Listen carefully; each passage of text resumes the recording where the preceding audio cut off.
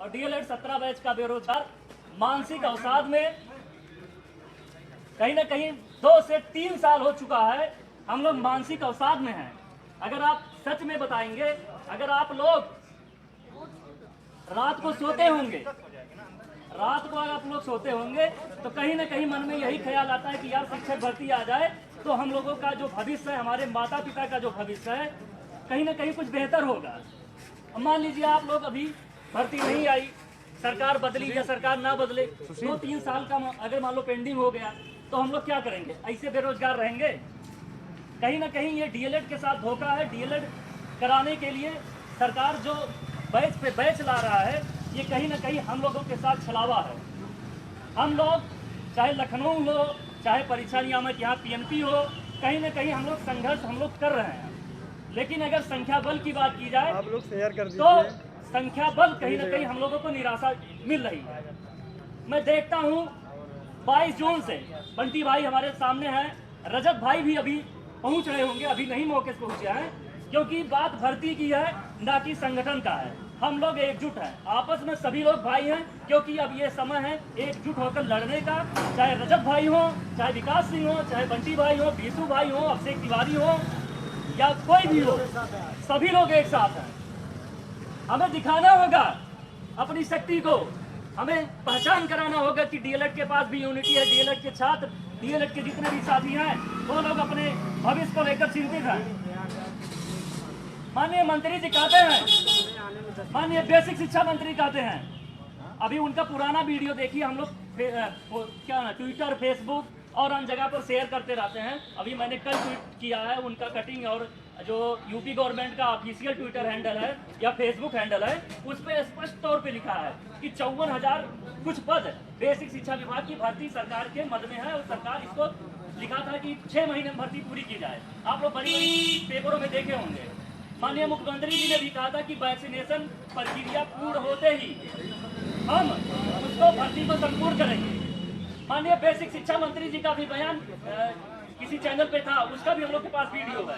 उस वीडियो में मंत्री जी यही कह रहे हैं कि 69,000 शिक्षक भर्ती जैसे पूर्ण होती है, मैं बेसिक शिक्षा विभाग के रिक्त पदों को सरकार के आदेशानुसार मैं पूरा करूंगा।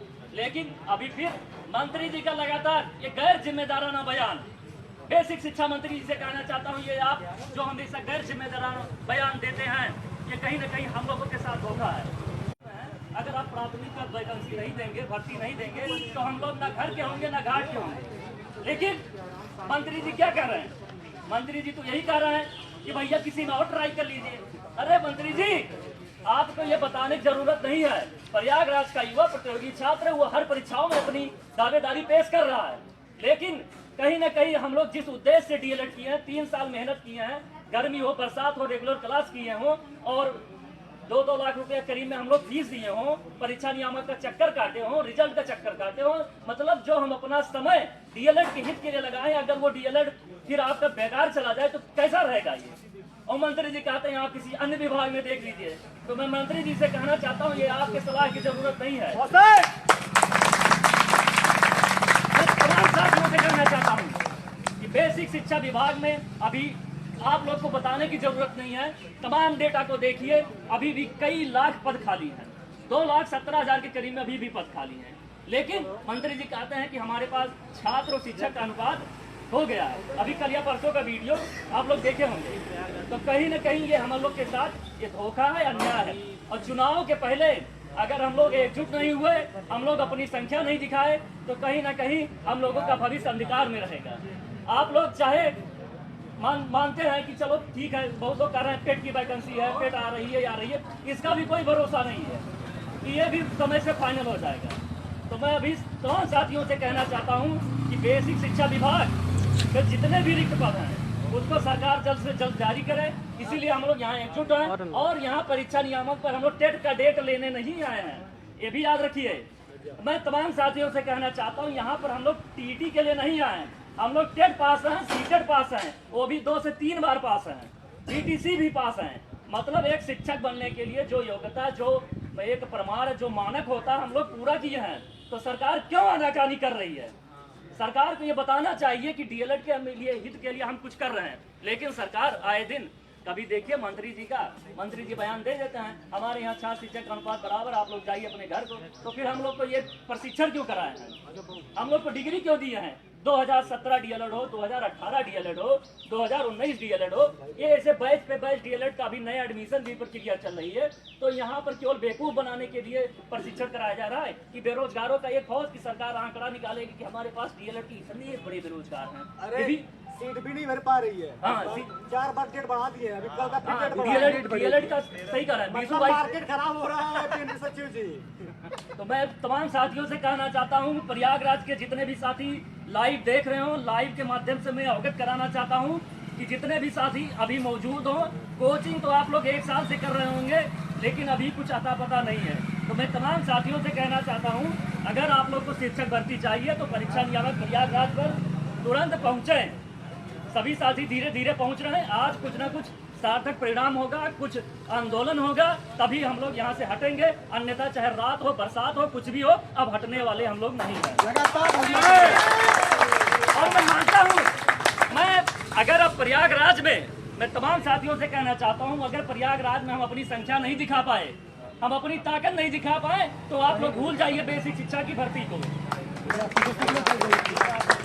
अगर अब नहीं दिखा पाए आप लोग संख्या को, मैं तो मान रहा हूँ, बहुत साथी कहते हैं पढ़ने वाले हैं, वो लोग अपने रूम में बैठ के पढ़ रहे हैं कि भर्ती आ जाएगी, हमें भी फायदा मिलेगा, हम तो अपनी पढ़ाई करेंगे। लेकिन यार 2-4 लोगों से, ऐसे गिने चुने 300-400 लोगों से बेसिक शिक्षा विभाग की भर्ती नहीं आने वाली है। बंटी भाई तो ही सामने है, ये हमें लग रहा है 2 या 3 महीने से लगभग जून, जुलाई, अगस्त ये लखनऊ में डेरा डाले हैं लगातार, चाहे मंत्री जी हों, किसी भी अधिकारी हों, कहीं ना कहीं से अपडेट ले रहे हैं। ट्विटर भी चलवा रहे हैं, सोशल मीडिया पे भी लगभग कवरेज है, और धरना भी अभी आप लोग देखे होंगे 5 जुलाई को रजत भाई ने वहां पर विधानसभा में भी घेराव किया, मतलब सामने प्रदर्शन किए, फिर 13 को भी किए, सभी लोगों को लाठियां भी मिली, लेकिन सरकार कहीं ना कहीं बेसिक शिक्षा विभाग के भर्ती को देने के मूड में नहीं है। तो इसीलिए डेट रखा गया कि परीक्षा नियामक पर एक प्रदर्शन किया जाए, एक चिताया जाए कि हम लोग भी अब एकजुट हैं, हम लोगों को बेसिक शिक्षा विभाग की भर्ती चाहिए। लेकिन सरकार कहीं ना कहीं आनाकानी कर रही है, अनदेखी कर रही है। इसी के लिए हम लोग यहाँ पर मुंह तोड़ जवाब देने के लिए इकट्ठा हुए हैं। मैं सभी साथियों से कहता हूँ, आवाज दो, आवाज दो, आवाज दो, हमारी मांगे पूरी करो, हमारी मांगे पूरी करो, हमारी मांगे पूरी करो, पूरी करो। नहीं किसी से भीख मांगते, हम अपना अधिकार मांगते, नहीं किसी से भीख मांगते, हम अपना अधिकार मांगते, नहीं किसी से भीख मांगते, हम अपना अधिकार मांगते। हमारी मांगे पूरी करो, पूरी करो, पूरी करो, हमारी मांगे पूरी करो, पूरी करो, पूरी करो, नई शिक्षक भर्ती जारी करो, जारी करो, जारी करो, नई शिक्षक भर्ती जारी करो, जारी करो, जारी करो।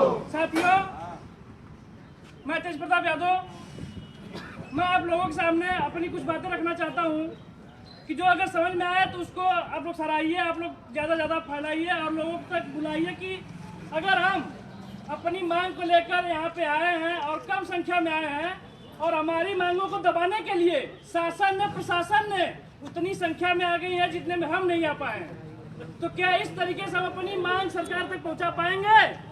अगर इसी तरह अगर हम 10-20 लोग के बीच में लखनऊ, इलाहाबाद कहीं भी धरना दे लेंगे तो कुछ नहीं होने वाला है।